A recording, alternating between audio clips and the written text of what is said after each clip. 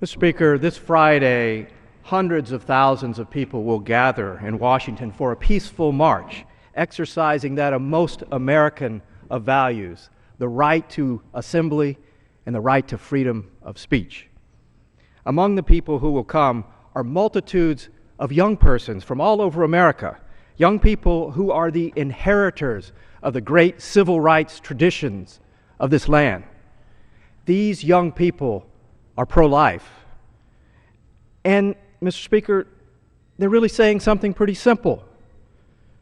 They are saying that the time for honesty has come, that the time for a new national conversation has come, that the time for the violence to end has come, that the time since the Supreme Court decision that legalized abortion on demand some 40 years ago has inflicted a deep wound on ourselves in the very soul of this country.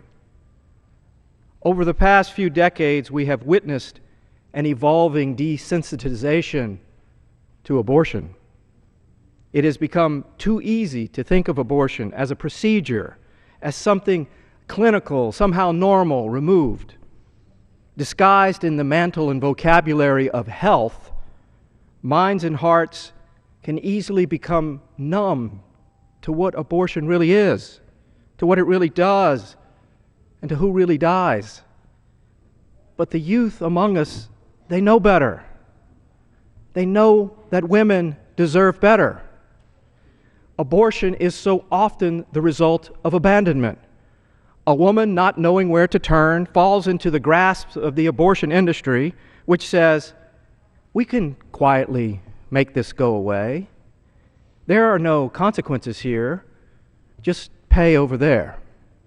But the consequences are so very real. Abortion is an act of violence.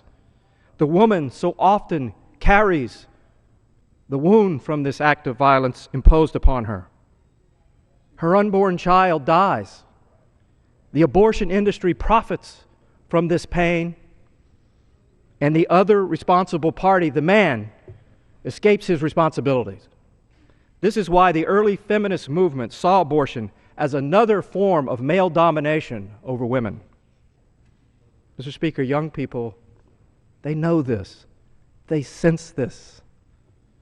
They know instinctively that the Supreme Court's decision was a dinosaur decision, not based on science. They know that the consequences of abortion are very real. And they're simply saying, there's a better way. There has to be a better way. We should be loving enough and caring enough. We certainly are big enough. We certainly have resources enough to rally as a community and help a person, no matter how difficult their circumstances. They are saying no woman should be left alone or in isolation.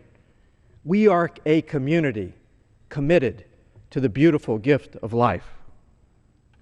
Mr. Speaker, that's the message from these young people who will gather by the tens of thousands this Friday in Washington, and I'm proud to stand with them.